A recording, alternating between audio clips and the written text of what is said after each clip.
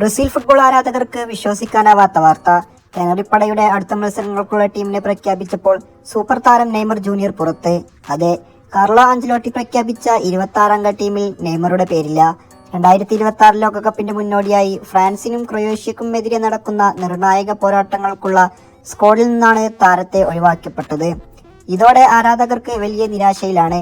ടീമിൽ ഇല്ലാത്തതിനാൽ താൻ അതീവ ദുഃഖിതനാണെന്ന് നെയ്മർ തന്നെ ഇപ്പോൾ തുറന്നു പറഞ്ഞിരിക്കുകയാണ്. സാവോ പോയിൽ നടന്നൊരു പരിപാടിക്കിടയിലാണ് താരം തന്റെ സങ്കടം പങ്കുവച്ചത്. നെയ്മറുടെ വാക്കുകൾ ഇങ്ങനെയായിരുന്നു: ടീമിൽ വിളിക്കപ്പെടാത്തതിൽ എനിക്ക് വലിയ വിഷമവും സങ്കടവും ഉണ്ട്. പക്ഷേ ഒരു ദിവസം പരിശീലനത്തിലും ഓരോ മത്സരത്തിലും എന്റെ ശ്രദ്ധ തുടരും. തന്റെ ലോകകപ്പ് സ്വപ്നം ഇപ്പോഴും ബാക്കിയുണ്ടെന്നും അവസാന നിമിഷം ടീമിൽ തിരിച്ചെത്താൻ കഴിയുമെന്ന പ്രതീക്ഷയിലാണ് താനെന്നും നെയ്മർ കൂട്ടിച്ചേർത്തു. 100% ഇല്ലാത്തതാണ് നെയ്മറെ ഒഴിവാക്കാൻ കാരണമെന്ന് അഭിപ്രായം കമന്റ് ബോക്സിൽ അറിയിക്കുക. കൂടുതൽ ഫുട്ബോൾ വാർത്തകൾക്കായി തിരിച്ചെത്തിയപ്പോൾ ബ്രസീലിന്റെ എക്കാലത്തെയും വലിയ ഗോൾ വേട്ടക്കാരനായ നെയ്മർ പുറത്തിരിക്കുന്നത് വലിയ ചർച്ചയായിട്ടുണ്ട്.